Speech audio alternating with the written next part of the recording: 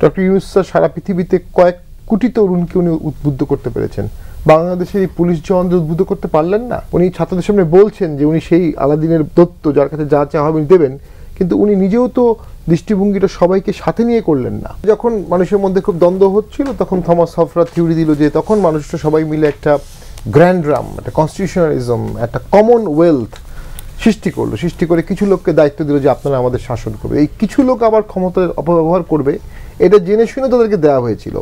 এবং সেখান থেকে কিভাবে সেই কিছু লোককে সীমাবদ্ধ করা হয়, তখন এই যে ডেমোক্রেসি, সীমাবদ্ধ সরকার, সব কিছু চলে আসলো। এখন ডেমোক্রেসির মধ্যে একটা হচ্ছে ফর্মাল ডেমোক্রেসি, ভোট হবে, যে মেজরিটি সে জিতবে। স্ট্যাটিস্টিক্যাল ডেমোক্রেসি এটাকে বলে, এটাকে কেউ মেজরিটিয়ান রুল বলে, এটাকে কেউ প্লুরালিটি বলে, কেউ ফর্মাল ডেমোক্রেসি বলে। প্রবলেমটা হলো পৃথিবীতে বেশ বড় বড় ঘটনা শুদ্ধ ভোটের মাধ্যমেও খারাপ সরকার এসেছে। একজন বলেছিল যে Democratic backsliding today begin at the ballot box. এবং হিটলার, মুসোলিনি চরম ভোটে জয়ী দুটো মানুষ, আপাদমস্তক পপুলার, পৃথিবীকে একটা বিশ্বযুদ্ধ উপহার দিয়েছে, 6 মিলিয়ন লোক মারা গেছে। এবং সাম্প্রতিক সময় Venezuela, Georgia, Hungary, Nicaragua, Peru, Poland, Russia, এই কটা দেশে একজন ক্রিটিক দেখিয়েছেন যে সুষ্ঠু ভোটের সরকারও একটা সময় গিয়ে চরম অটোক্র্যাটিক হয়ে গেছে। সেই জন্য আরেকটা গ্রুপ বলছে যে ডেমোক্রেসির সাথে আপনাকে কাউন্টার ব্যালেন্স টু মেজিটেরিয়ানিজম করতে হবে, ডরকিনের কথা। প্রফেসর ফুলার বলেছে ইনার মরালিটি অফ ল থাকতে হবে, অ্যান্টি হায়ারার্কি, মানে কেউ ডোমিনেট করবে এটাকে ঠেকাতে হবে, সাবস্ট্যান্টিভ ডেমোক্রেসি থাকবে, হিউম্যান রাইটস থাকতে হবে, ওয়েলফেয়ারিজম থাকতে হবে, কালেকটিভিজম থাকতে হবে, ইগালিটেরিয়ানিজম থাকতে হবে, ইন্ডিভিজুয়ালিজম থাকতে হবে। এই সব কিছু একটা প্যাকেজ থাকবে। সবাই ভেবেছিল এই সরকার যখন আসছে শুধু ওই ফর্মাল ডেমোক্রেসি না, সাথে এই ফুল কম্পোজিট প্যাকেজ তারা করতে পারবে। আপাত দৃষ্টিতে মনে হচ্ছে কোনো রকম বেসিক ডেমোক্রেসি রক্ষা করতে পারবে কিনা সন্দেহ হচ্ছে। সেখানে এত বড় প্যাকেজের দায়িত্ব নেওয়া খুবই কঠিন হবে। আমি তাদেরকে ফুললি ব্লেম করবো না, আমি মঞ্জু ভাইয়ের সাথে একমত, অনেকগুলো বাধ্যবাধকতার মধ্যেই সরকার ছিল।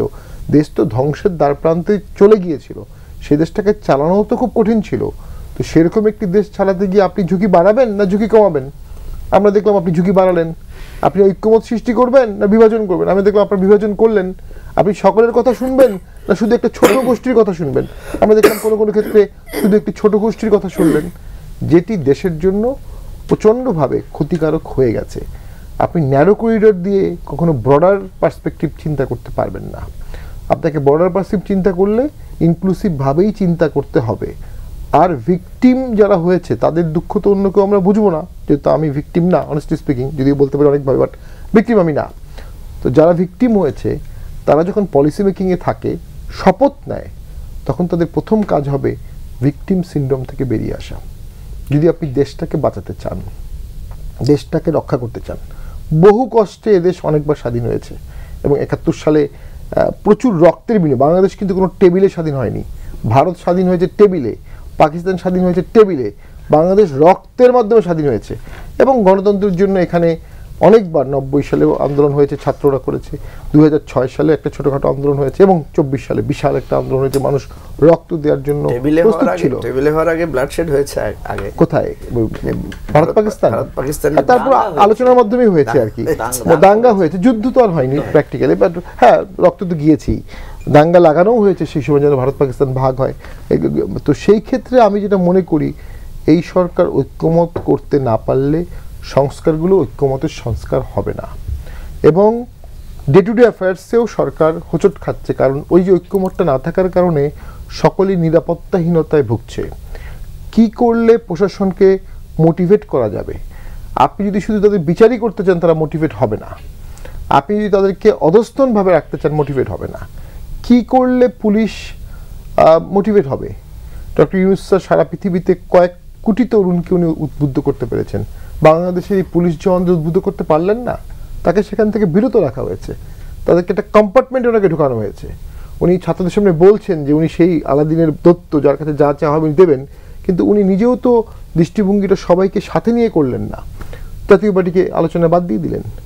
কয়েকজন ছাত্র বলেছে থেকে বাদ দিয়েছেন, সেই ছাত্ররা বলতেই পারে, কিন্তু ডক্টর ইউনূস যদি তাদেরকে বলতেন যে আমাদের সকলকে প্রয়োজন, সকলের অভিজ্ঞতা প্রয়োজন, এই অভিজ্ঞতা কিন্তু কোনো জায়গা থেকে আসবে না। যেমন আন্দোলনের অভিজ্ঞতা কোনো জায়গা থেকে আমরা পাবো না, আবার আমাদের যে অভিজ্ঞতা আছে সেটাও কিন্তু শুধু আন্দোলনের কারণে কেউ পাবে না।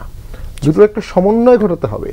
কিন্তু আন্দোলনের অতিরিক্ত ডমিনেন্সের কারণে, আন্দোলন যারা করেছে, স্যাক্রিফাইস করা সেই মহান তরুণদের ডমিনেন্সের কারণে রাষ্ট্রটা কিছুটা ন্যারো করিডোরে চলেছে এবং তাদেরকে কিছু দল, কিছু মতাদর্শ আমি মনে করি ব্যবহার করেছে, যেটা ছাত্রদের জন্য কাউন্টার প্রোডাক্টিভ হতে পারে।